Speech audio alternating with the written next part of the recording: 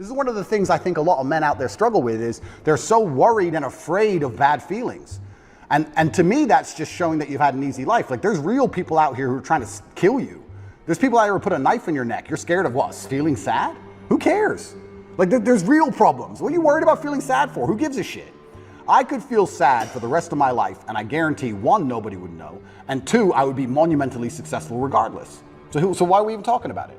I have no fear for a negative feeling. I have fear for me not being able to provide for my children.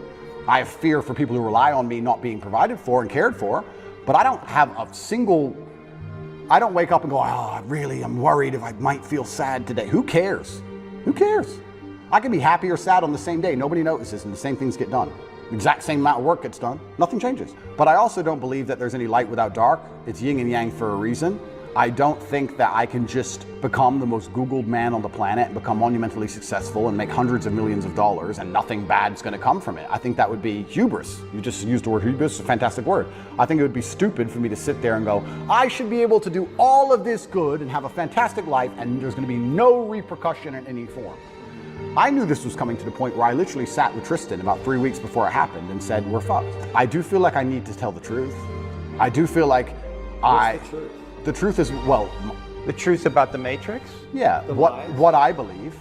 And I do believe that I have a responsibility because of my massive platform. Yeah. And I do believe that the responsibility is for me to do my best to educate people in a way that's going to make them happy. Mm-hmm.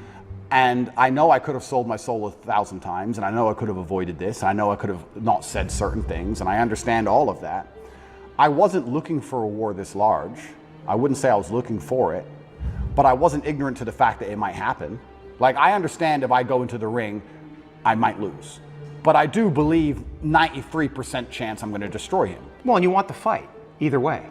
I guess so, because how else do you matter, right? That's my point. And I'm not saying that I'm glad I'm being persecuted for false human trafficking inside of Romania. I'm not saying that at all.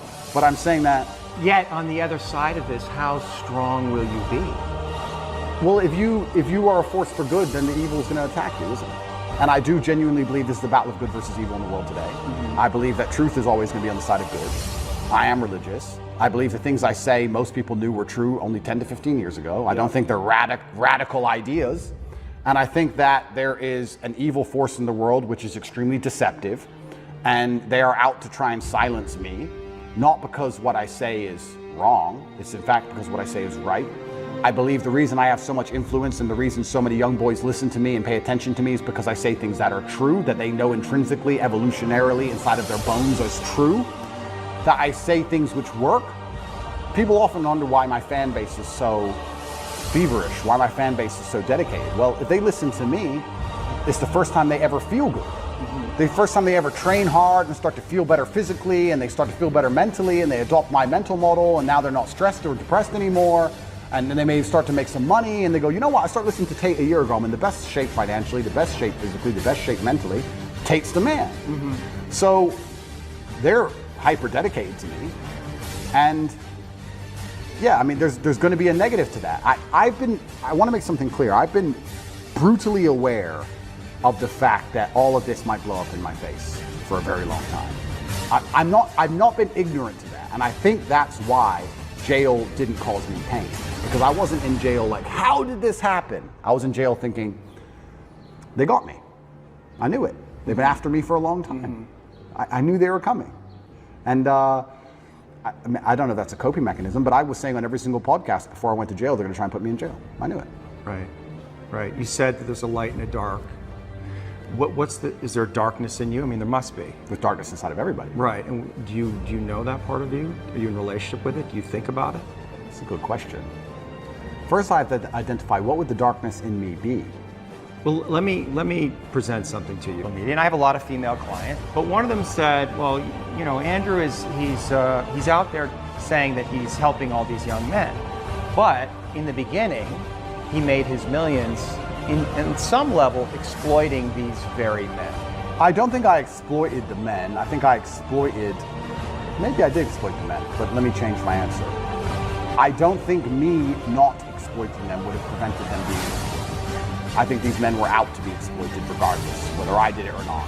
So, but you can see how that sounds cynical to somebody where you say, well, they're going to be exploited anyway, so I'm going to make money off them. And then once I make money off them, I get this platform, then I'm going to champion them. Completely. I mean, I guess that's probably one of the most logical arguments against me I've heard. Then we have to argue whether I was really exploiting them, which is another argument, right? Because a lot of these men, the only reason they didn't kill themselves is because they had an online girlfriend. Sure. So I actually think that webcamming and girls as a whole is closer to therapy than it is porn. Truly, these men are completely miserable, and the only joy they have is logging into. So I don't think I did exploit them.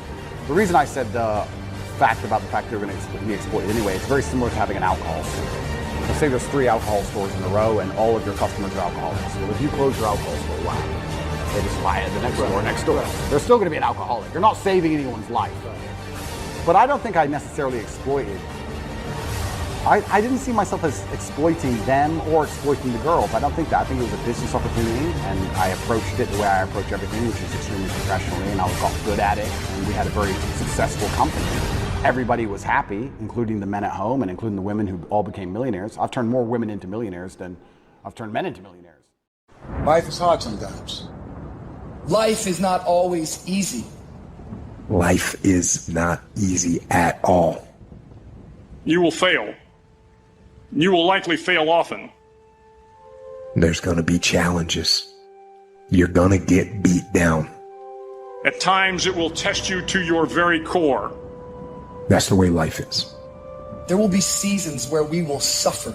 And the question is, how will you respond in those moments? At some point, everything's going to go south on you. Now, you can either accept that, or you can get to work.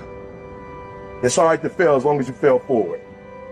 And it doesn't matter how you get knocked down in life, because that's going to happen. All that matters is that you got to get up. Easy, it's not an option, but it's worth fighting. It's worth giving yourself a chance. You have to get up. You can do it. You can do it. Just because you feel discouraged doesn't mean you have to be discouraged. I need you to have heart, because there's some things you just can't get without perseverance. I don't care how dark it looks for you. It ain't over. Ain't no such a thing as over. Come on, you need to remember, this is not the first time you cried. This is not the first time you were hurt. This is not the first diagnosis that came up from behind. When things are going bad, there's going to be some good that will come from it. I'll be back. I'll be stronger when I come back. Mission got canceled? Good. We can focus on another one. Got injured? Good. Needed a break from training. Got beat? Good. We learned. That's it. Take that issue, take that problem, and turn it into something good. Go forward. Keep going. Just find an excuse to win. It's hard to handle it. I've got to step into it. There's gonna be some scars. The scars gonna come. You might as well get blessed by the scars. They gonna come. You running from the blessing. They're gonna be scars. We gonna take some L's. We gonna get hurt. We all go through it. You think you're the only one? Get up.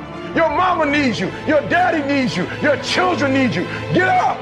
Life ain't gonna be easy. Ain't nobody gonna hand you nothing. Life's still gonna happen while you trying to blow up. Some of you, though, you let your pain pump you. You let your pain make you quit. I challenge you to see your problems as a great thing.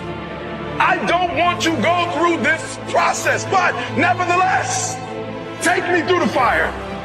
That the harder the task, the more strength I'm going to gain from it. If you're gonna be successful in this game, you gotta know it's a dog fight, and you gotta go get that fight. You gotta get gritty, man. You gotta develop some dog in you. If you would be willing to fight your way through this battle, I'm telling you, at the end of the fight is going to come victory. The harder the battle, the sweeter the victory. You better go inside. You still looking outside for the stuff that's already inside. There is within you a spirit that is greater than whatever is going on around you. You still looking for someone to save you when you already your superhero. It's just time for you to get up and be the best version of you. You can get through this. You bigger than your pain. You better than that. The righteous man, he falls 7 times, but he gets back up.